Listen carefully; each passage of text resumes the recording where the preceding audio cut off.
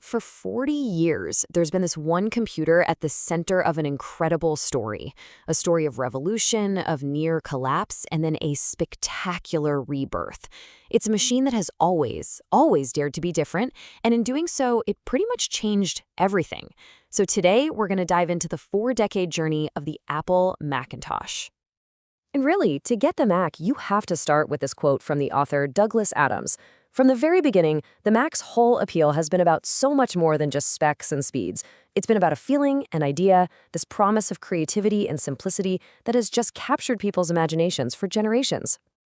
And that big idea?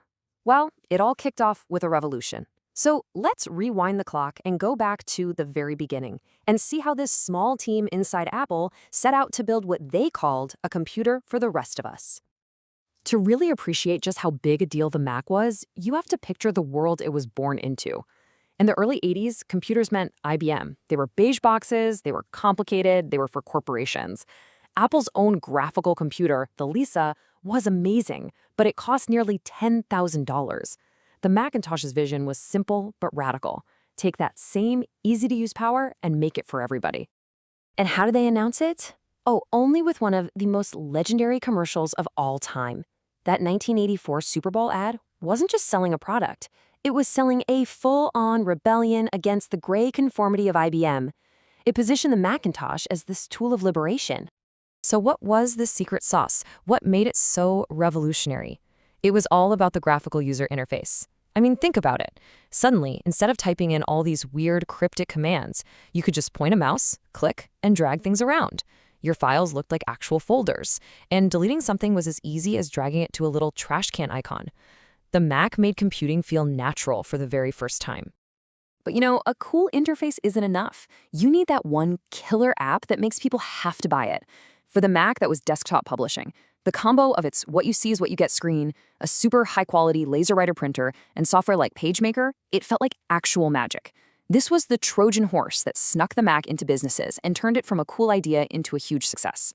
But, like in any good story, after that incredible high, the journey took a really dark turn. The company completely lost its way, and the Mac was pushed to the absolute brink of extinction. By the 90s, Apple's strategy just fell apart. It was a total mess. The product line, especially this Performa series, just exploded into this confusing web of different models that even the employees couldn't tell apart. On top of that chaos, you had serious quality problems, like the PowerBook 5300, which was infamous for, catching on fire. Customers were totally lost, and frankly, so was Apple. And the result of all this? It was devastating. I mean, just look at the numbers. In only 4 years, Apple's market share completely collapsed, going from over 9% to a barely there 3%. The company was in an absolute freefall. It felt like they were getting hit from all sides. From the outside, you had Microsoft's Windows 95, which was this gigantic hit. And then internally, Apple made this terrible decision to license out its operating system, creating a whole market of Mac clones that just ended up eating their own hardware sales. It was a total disaster. Just when it seemed like the credits were about to roll on Apple, a lifeline appeared almost out of nowhere.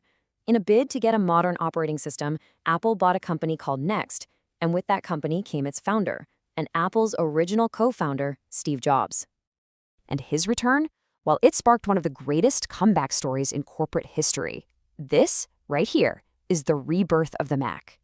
So, pretty soon after coming back as an advisor, Steve Jobs was named interim CEO of the very company that had kicked him out a decade earlier. And get this, Apple was reportedly just weeks away from going bankrupt. Talk about pressure. The stage was set for a turnaround for the ages. And he did not mess around. His strategy was swift, it was decisive, and it was exactly what Apple needed. First, he just axed that ridiculously confusing product line, shrinking it down to a simple 4-box grid, a desktop and a laptop for consumers and for pros. That's it. Then he killed the clone program that was bleeding them dry. And in a move that absolutely shocked everyone, he made a deal with Bill Gates to keep Microsoft Office on the Mac, saving its spot in the business world. And then came the product that basically screamed the new Apple is here, the iMac.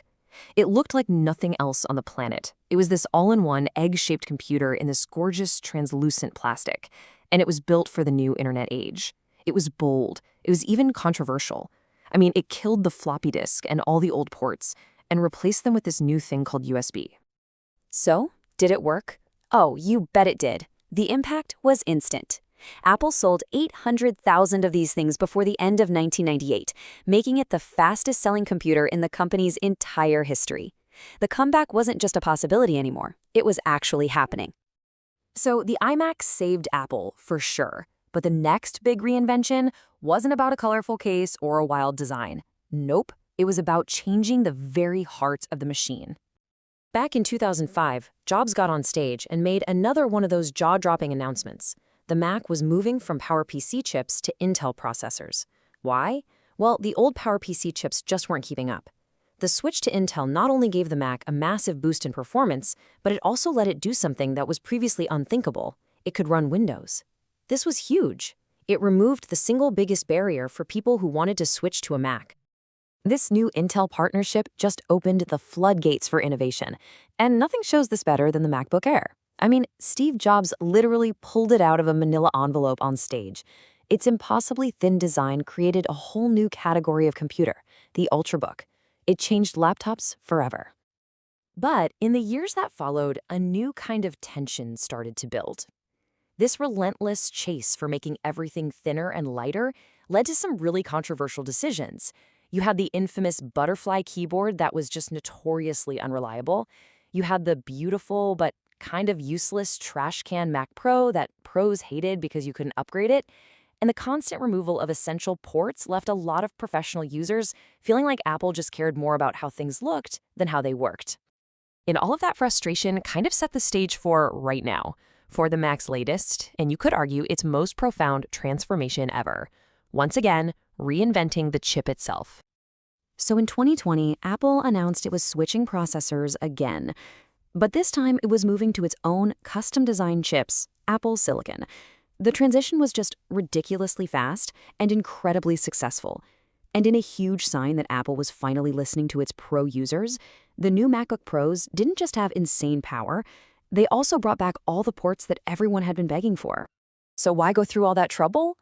Well, it all comes down to one word: control. By designing its own chips, Apple unlocked a whole new level of performance and mind-blowing power efficiency. We're talking game-changing battery life.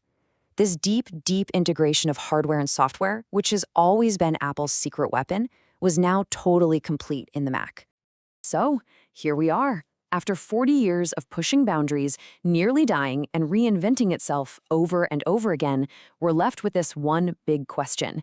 Has the Mac, through all of these crazy transformations, finally truly achieved that original romantic idea, a real computer for the rest of us?